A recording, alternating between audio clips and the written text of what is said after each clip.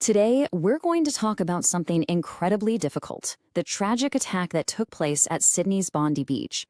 We're going to walk through what we know so far, what happened, the lives that were lost, and how the nation is responding. So let's get into it. So picture this. It's a Sunday evening at one of the most famous beaches in the world. Hundreds of people are gathered for a community Hanukkah celebration. It's supposed to be a time for light, for joy, for family. And then, in an instant, all of that was just shattered. Two gunmen opened fire, turning a beautiful celebration into a scene of absolute chaos and horror.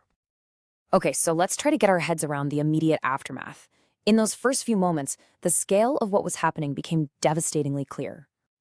The final number is just gut-wrenching. 15 people lost their lives. And these weren't just statistics. They were people from all walks of life, ranging in age from just 10 years old all the way to 87. And on top of those who were killed, more than 40 other people were injured. Many of them were left in critical condition in the hospital. You can just imagine the ripple effect of that violence through so many families. You know, it's so important to go beyond just the numbers and remember the actual people. Every single victim had a life, a story, a family, all of it tragically cut short. The youngest person killed was Matilda. She was just 10 years old, a primary school student whose family had come to Australia from Ukraine. Everyone described her as this bright, spirited kid who just lit up a room. At a vigil, her father stood up and, just choking back tears, he made this simple, powerful plea to the entire country, a heartbreaking reminder of the real human cost of this kind of hate. And then you have the story of Alex Klateman. I mean, it's just an almost unbelievable tragedy. At 87, he had survived the Holocaust and the horrors of Siberia, and he managed to build a whole new life in Australia with his wife Larissa, who was also a survivor. This quote really says it all about their resilience. To live through one of the darkest chapters in human history, only to be murdered at a Jewish celebration, there's a cruelty to that irony that is just so hard to comprehend. And the loss was felt right across the community. People like Rabbi Eli Schlanger, a father of 5 who dedicated his life to helping others, Peter Meager, a retired police officer, Tibor Weitzen, who died shielding his wife, and Boris and Sophia Gurman, whose incredible story of bravery we're about to get to. Each loss is just devastating. But even in the middle of all this darkness, and this is what's so incredible, there were these moments of absolute selfless bravery. Ordinary people who, without a second thought, ran straight into the danger to try and save others. Dashcam footage actually caught the very first moments of this attack. Before the shooting really started, Boris and Sophia Gurman saw what was happening and they confronted one of the gunmen.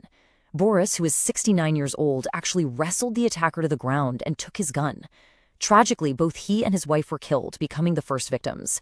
But their act was a desperate attempt to stop the horror right at the source. And then there was this moment, captured on video, that just took everyone's breath away.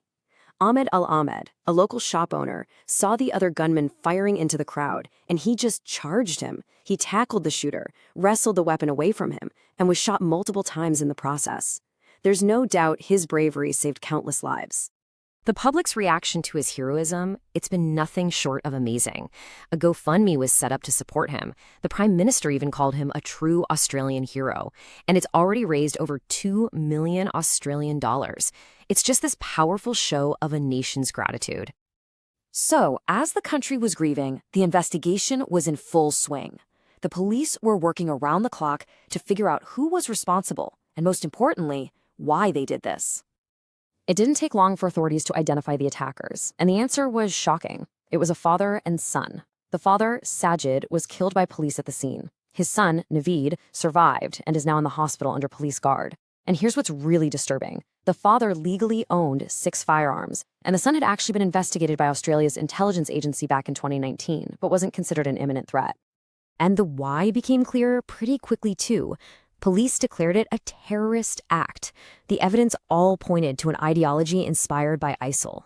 In the attacker's car, they found 2 homemade ISIL flags, and they also recovered improvised explosive devices. And yet, despite all this, neither of them was on any terrorism watch list. Now, one of the biggest question marks for investigators is this trip the two men took to the Philippines just a few weeks before the attack. They were there for almost a month, and security sources are now looking into whether they might have received some sort of military-style training while they were there. That's still a very active part of the investigation. You know, something like this doesn't just happen in a vacuum. The shockwave spread across the entire country. And what you see in response is this mix of grief, of unity, and then these urgent calls for real change. And the response from the Australian people and its leaders has been massive. Vigils have been held all over the country. The Prime Minister came out strongly in support of the Jewish community. A record number of people, almost 50,000, signed up to donate blood.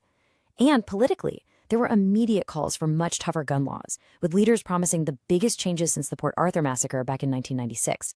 So you have this attack on Hanukkah, the festival of lights, an act of pure darkness. As Australia mourns the victims and celebrates its heroes, this is the question that everyone is grappling with.